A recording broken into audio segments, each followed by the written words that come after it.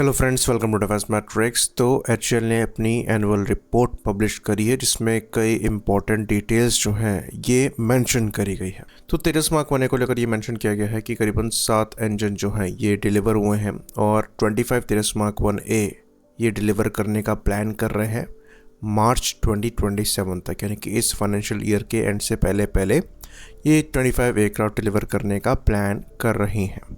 बाकी IMRH और DBMRH को लेकर भी अपडेट मांगा जाता है, तो उसमें भी यहाँ पर ये बताया गया है कि जो IMRH है ये 13 टन का हेलीकॉप्टर होगा और DBMRH जो है ये 12.5 टन का हेलीकॉप्टर होगा। दोनों में डिफरेंस ये है कि जो DBMRH है उसमें हेलीकॉप्टर ब्लेड्स जो हैं ये फोल्ड होंगे। तो वहाँ पर स्टेटस बस ये है कि जो प्रिलिमिनरी डिज़ाइन है वो कंप्लीट हो गया है, उसके आगे अभी क्या काम चल रहा है इस पर कोई अपडेट नहीं दिया गया है। बाकी कैट्स वॉरियर को लेकर भी अपडेट मांगा जाता है, तो उसमें ये बताया गया है कि अभी तक जो इंजन ग्राउंड रन है वही हुए हैं। टैक्सिंग ट्रायल्स और फर्स्ट राइड जो है ये पेंडिंग है, जिसको फाइनेंशियल ईयर 27 में किया जाएगा, यानी कि नेक्स्ट ईयर, और वो भी मार्च के बाद। उसके बाद जो सबसे बड़ी न्यूज़ है हमारे हिसाब से ये STFE 25 पर अपडेट है। तो STFE 25 को लेकर जो न्यूज़ आ रही है वो ये है कि 99.5% स्पीड तक जो इसकी एक्चुअल होने वाली है इस इंजन को टेस्ट कर लिया गया है। तो 2 कोर इंजन यहाँ पर बने हैं और एक फुल इंजन बनाया गया है और यहाँ पर अभी फ़िलहाल क्रिटिकल टेक्नोलॉजी वैलिडेशन चल रहा है और सर्टिफिकेशन प्रोसेस चल रहा है, जो कि आने वाले 4 से 5 साल में कंप्लीट होगा।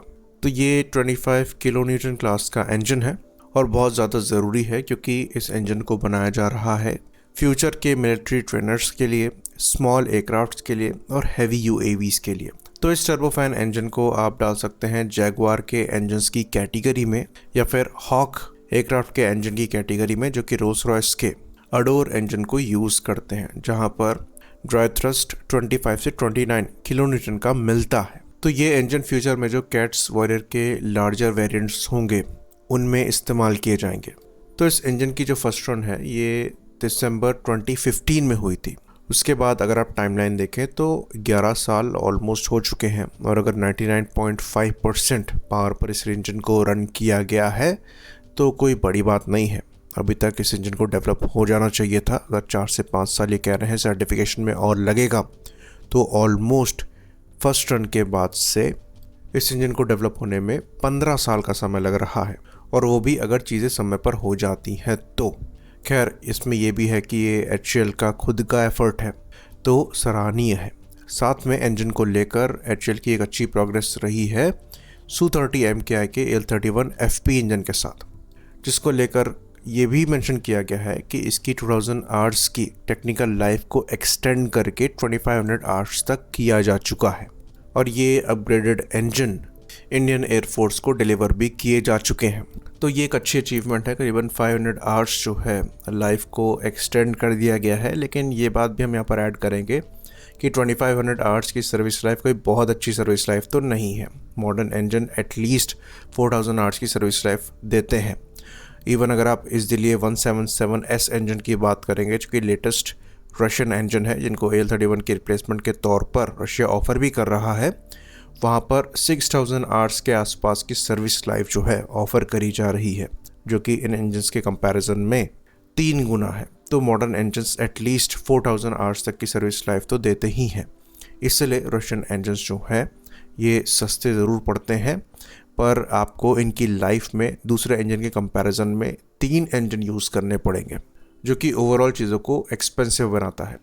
500 आवर्स यहाँ पर सर्विस लाइफ को एक्सटेंड करने का मतलब है कि इस ड्यूरेशन को आप थोड़ा सा और बढ़ा दे रहे हैं, जो कि एक अच्छी अचीवमेंट तो है।